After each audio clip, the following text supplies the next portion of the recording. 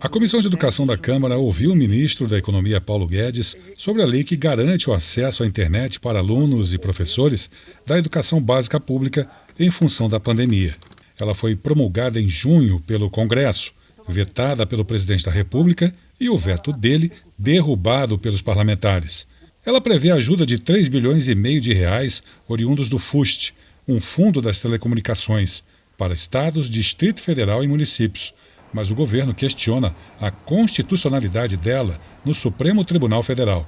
Guedes disse aos deputados que o projeto ficou parado 1 ano no Congresso e perdeu a oportunidade de recursos do orçamento de guerra, que terminou em dezembro de 2020.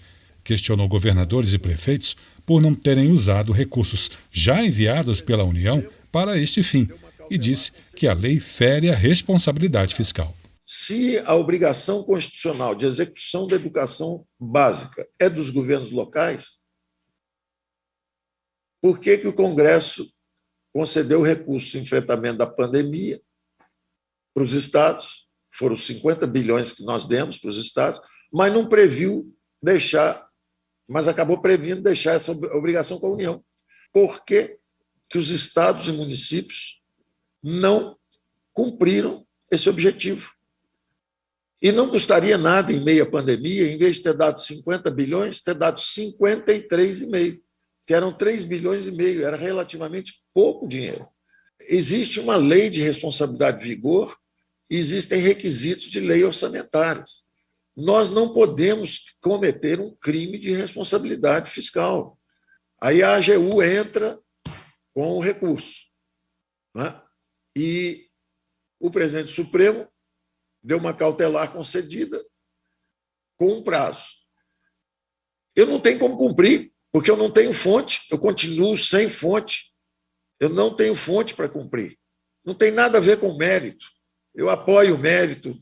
Essa lei fez parte de um acordo, de uma lista de leis em que o governo concordava que o veto fosse derrubado. E foi assim que o veto foi derrubado.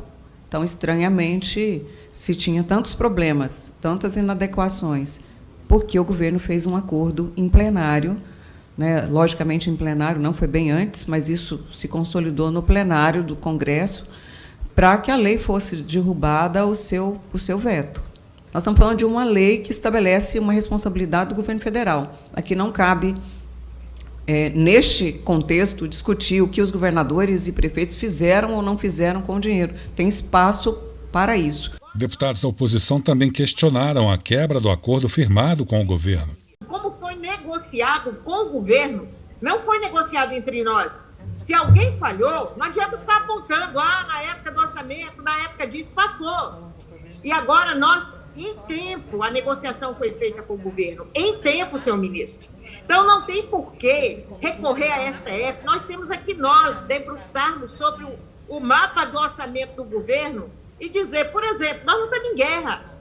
Por que o Ministério da Defesa não pode ceder orçamento? Isso seja formalmente encaminhado à AGU, porque a postura, por enquanto, é esperar a decisão do Supremo e por incapacidade de execução do ponto de vista técnico-jurídico. O ministro também citou como exemplo a questão dos precatórios, uma PEC que permite o parcelamento desses valores acima de R$ 66 mil, foi enviada ao Congresso na última segunda-feira. Eu não tenho como pagar os 90 bilhões de precatório esse ano. Eu não tenho como pagar. Senão eu estouro toda a legislação de teto, eu estouro toda a legislação de lei de responsabilidade fiscal. Nós cometemos um crime de responsabilidade fiscal, que inclusive já deu impeachment no Brasil. Nós temos escolas sem luz, nós temos escolas sem água, temos escolas sem saneamento básico, temos escolas sem banheiro e agora temos escolas sem internet. Não porque não tem dinheiro, porque o governo diz que tem que guardar a regra de ouro, tem que guardar lá no cofre.